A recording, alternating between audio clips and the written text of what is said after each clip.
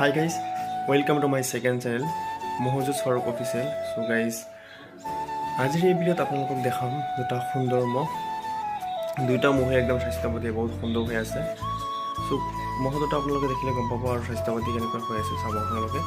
বহুত সুন্দৰ হৈ আছে আৰু এই দুটা মহৰ মাজত যদি মানে যুঁজ এখন হয় তেতিয়াহ'লে কেনে হ'ব আৰু গাইজ কমেণ্ট কৰি পেলাই জনাব যে এই দুটা মহৰ মাজত যুঁজ এখন হ'ব লাগে নে নাই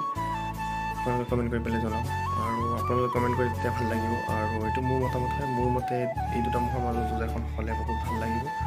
দুইটাই স্বাস্থ্য পাতি ফালৰ পৰা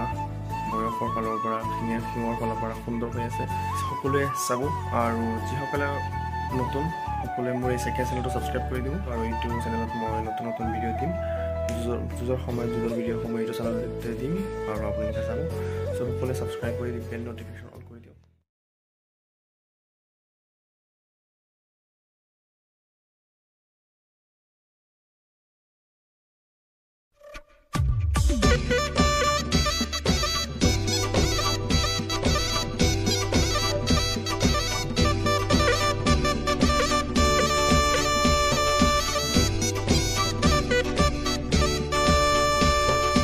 চৰায়ে তুলিলে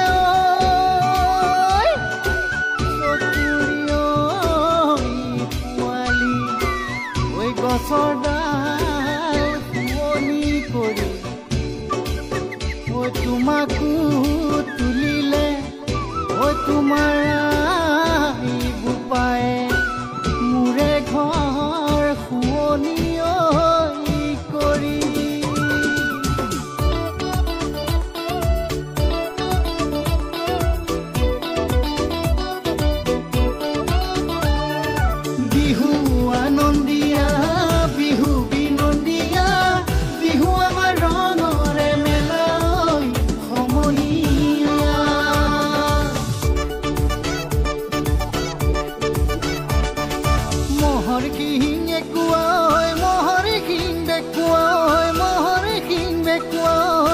মহৰ শিং ভাঙিলে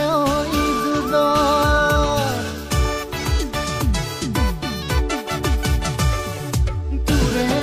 বেজাৰত মতা মহ বেচিলো লাখু দি তুলিলো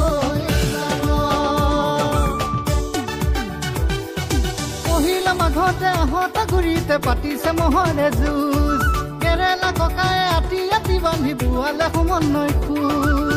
আতি আতি বান্ধি কেৰেলা ককাই বুৱালে সমন্বয়ৰ খোজ মৰিগাঁও চনে কি হৈ ৰব কি আতি আমাৰ সংস্কৃতি কলংক পিলি কিলিং সোণাৰীয়েও গাই যাব জীৱন জুৰি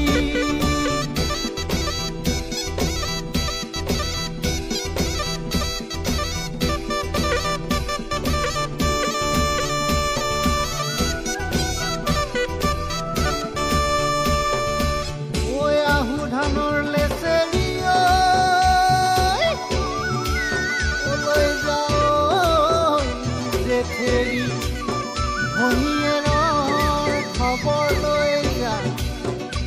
ভনীয়েৰো পৰিছে ছমাহৰ নৰিয়া ডাক্তৰো লগতে লৈ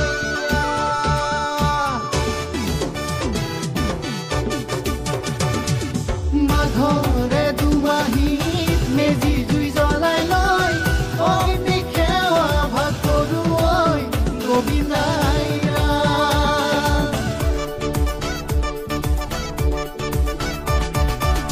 ৰসৰাজ লক্ষ্মীনাথৰ জন্মভূমি আদৰ্শৰে আহত গুৰি পৃথিৱীৰ